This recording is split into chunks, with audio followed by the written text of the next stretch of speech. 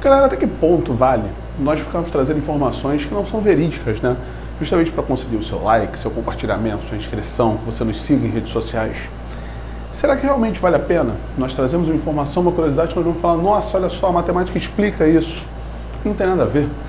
Se você está na internet nesses últimos dias, você vai perceber que estão falando que a numerologia explica o que tem acontecido no mundo recentemente. Na verdade, a gente vai ver que, nossa, a matemática avisou. Isso não é verdade, né, galera? Então, essa curiosidade apareceu, né? A data do início da Primeira Guerra Mundial, dia 28 de julho de 1914, que se você somar todos os números de dois algarismos formados nessa sequência, isso dá 68. Se você fizer o mesmo na Segunda Guerra, vai dar 68. E na invasão da Rússia à Ucrânia, isso também vai dar 68. E você sabe o que isso quer dizer, né? Absolutamente nada. Vamos lá, porque há alguns erros conceituais nessa curiosidade, e é isso que eu venho falar para vocês. O primeiro erro básico conceitual é o seguinte: para que essa coincidência aconteça, você está pegando números sempre de 2 dígitos, na verdade? Não é esse o padrão que foi estabelecido? Mas repara uma coisa, 07, 09, 01, 02, tem 2 dígitos ali, Thiago? Tem. Mas se você vai para a definição de expansão decimal, quando você expande um número para sua representação decimal, o primeiro algarismo dessa expansão precisa ser diferente de 0. E é isso que nós chamamos de algarismo não significativo. Quando nós estamos falando de um algarismo não significativo, significa que ele não acrescenta valor a todo o número que está ali representado.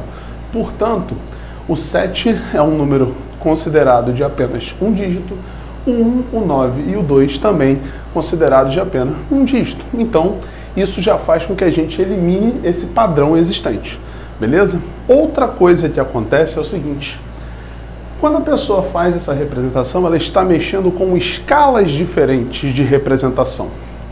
Sempre que você olha para uma data, no nosso sistema utilizado aqui no Brasil, na Inglaterra um pouco diferente, nos Estados Unidos também se inverte mês com dia, né? Nessa primeira escala, nós temos os dias. Depois, nós temos aqui o mês. E por fim, o ano.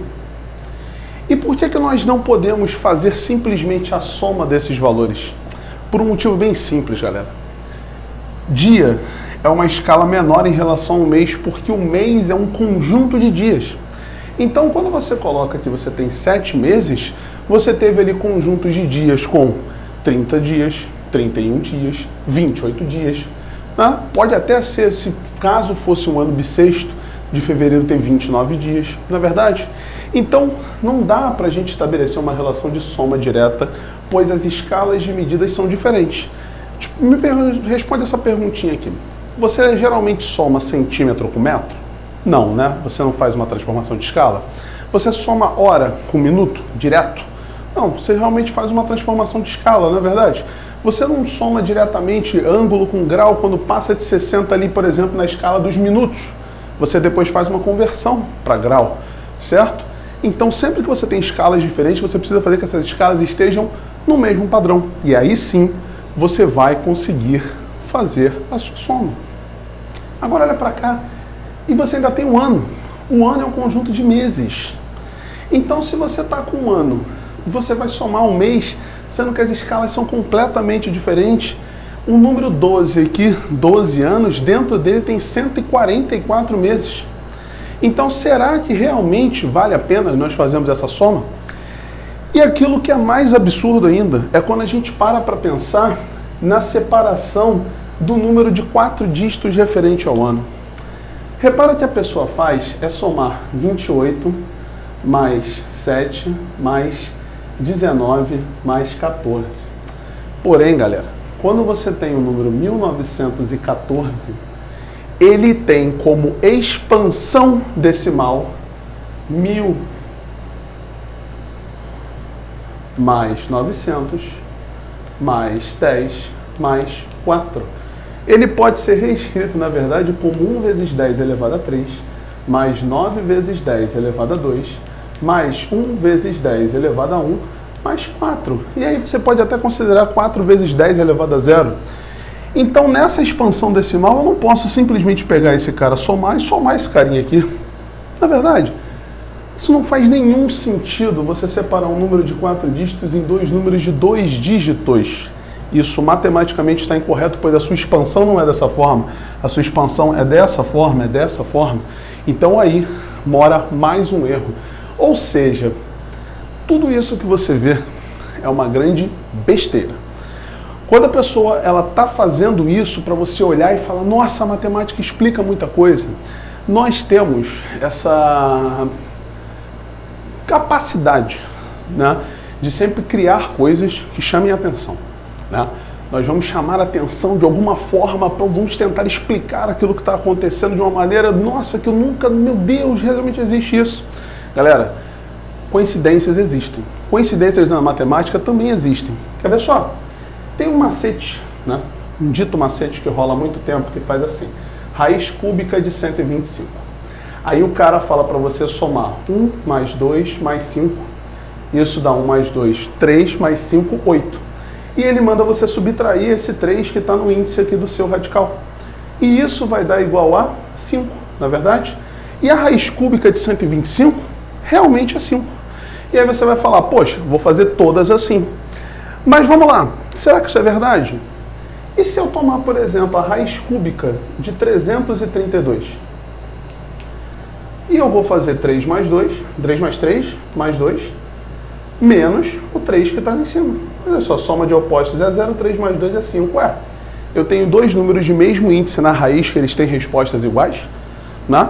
Se eu invertesse o 125, fizesse do 521, também se conservaria 5, então a raiz cúbica de 521 também é 5. Coincidências existem, e essas coincidências, quando são adotadas simplesmente para poder falar, a matemática explica isso e aquilo, nós temos que ter muito cuidado. A matemática é uma ciência exata, é uma ciência totalmente fundamentada em seus axiomas, em suas propriedades, em seus teoremas, em seus corolários, em suas proposições. E a partir do momento que a gente tenta usar isso para uma forma de vamos tentar falar algo legal que talvez explique, isso é nada mais do que a gente se aproveitar da fé dos outros. E isso é uma coisa muito ruim e muito nociva. Por quê? É isso que afasta as pessoas do verdadeiro conhecimento matemático. Isso afasta as pessoas de gostarem de matemática. E galera, o mais importante é o seguinte, coincidências às vezes vão existir, mas nós não podemos ignorar sentenças e propriedades matemáticas muito importantes. Pessoal, vou dar um exemplo para vocês pessoal, tá? Na minha família aqui, meu pai, minha mãe, meu irmão, meu sobrinho e eu, todos nós sempre fazemos aniversário no mesmo dia da semana. Se o meu aniversário no passado foi segunda, quer dizer que todo mundo da minha família fez aniversário segunda-feira? Isso. Esse ano é terça. E a minha última ex-namorada, ela também tinha essa propriedade. Ela também fazia aniversário no mesmo dia da semana que a gente. Pô, mas você percebeu o que eu falei? Ex-namorada. Se fosse uma regra isso acontecer, ela não seria ex, né? Provavelmente ela seria esposa, mãe dos meus filhos, e todos os meus filhos deveriam fazer aniversário no mesmo dia da semana que eu, que ela, os meus pais, meu irmão, meu sobrinho. Então, são coincidências. Coincidências apenas existem. Nós não podemos fundamentá-las com propriedades falsas da matemática, pois isso faz com que nós afastemos as pessoas ainda mais da matemática, ao invés de nós trazermos para o verdadeiro conhecimento. Belezinha, galera? Então espero que vocês tenham curtido esse vídeo, tá? Se você tá em uma rede social, você deixa o like, salva o vídeo, compartilha e começa a me seguir aqui se você gostou do que eu falei, se não gostou também, né? Fazer o quê? Tô aqui para tentar falar para vocês um pouco de matemática. Se você tá em outra rede, aí você se inscreve no canal, deixa o like. Se não gostou, deixa o dislike também, pode deixar comentário, tá? Que você vai ajudar bastante no engajamento. Valeu, galerinha, então. Abraço, tchau, tchau.